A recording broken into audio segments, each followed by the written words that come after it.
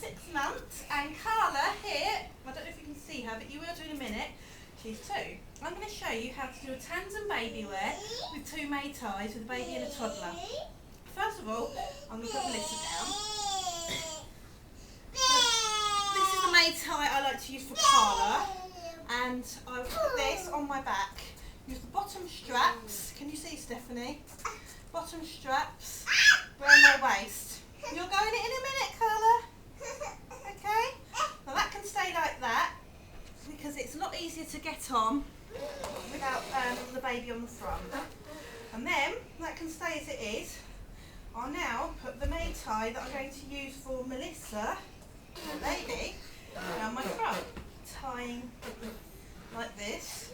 And from here, you just put your Mei Tai on the way you normally do it. If you do it a different way to me, that's fine. But I'll show you how you do it anyway.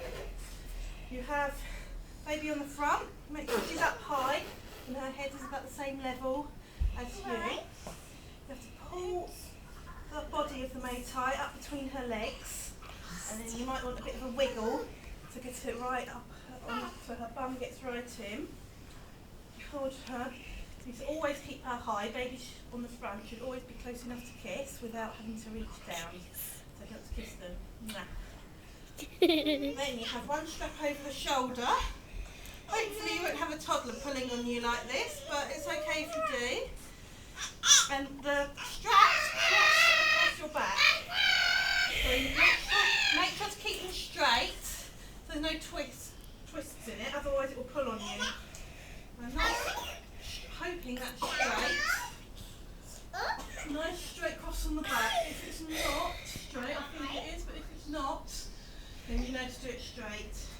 Now you turn round, you've got your both straps there, and they cross across the baby's bum, just underneath, but not too far down on the legs. If it does go too far down on the legs, you can always pull it up. And you can either cross like that, and go behind your back, or you can do what's called a French knot, and cross and then, oops, no, Carla!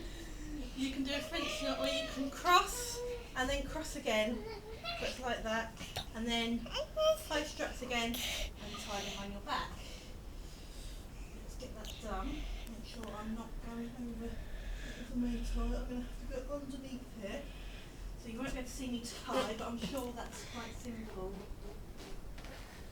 Okay. Now that's the baby done. You want to make sure you've got a really tight fit because there's going to be a bit of bobbing up and down getting Carla on. Now let's hope she wants to go on. It usually involves having quite a compliant toddler. If they're wiggling and struggling, then it might not be easy. I always get her to get on a high surface. So she can get on a high surface and stand up. Oh, do you want to stand up, Carla? And let's move this teddy out of the way. Oh, can you stand up and get on my back, Carla? You want to come on the sling? You don't want to come on the sling? Do you want to come in? Yeah, she's going to do it. And Carla usually holds on to me really well. She holds on to my back. Good with she's 2.5, so a slightly older toddler can understand to do that. If you've got a younger one, it can be a bit more difficult, but then they're lighter, so it's easier to put them over your back. Now I'm going to have to get the Mei Tai in between her legs, including the straps. Let's get this done. Pull it all the way up. She doesn't mind me doing this, so I'm alright. Now I've got it all through, I'm going to hold one hand on her bum and stand up. And bend over, and I have to take some strength of the arms here and to make sure it goes quite high on her. It's easier to get it so it doesn't go too low. So you might want to do a bit of wiggling, and this is why it's quite important to have the baby tight. Not too tight, but tight enough so they're not wobbling about while you're doing this. And you can always get someone to help you. It does take practice, so don't expect it to be great the first time you do it. Practice and practice. Melissa's 6 months now, and I've only just started feeling really confident doing this. So, over the shoulders. Some people cross on the front when they're on the back, but with a baby, you can't really do that. So, straight back over the shoulders, and then under the bum the same way you did for the front with the baby. I'm going to do the French knot again, remembering again to keep the strap straight on your front, and then I just have to tie on under the baby's legs where my belly is. You don't really want to tie over the baby, otherwise it will get tied up. And there we go, that's a Tandem Babywear.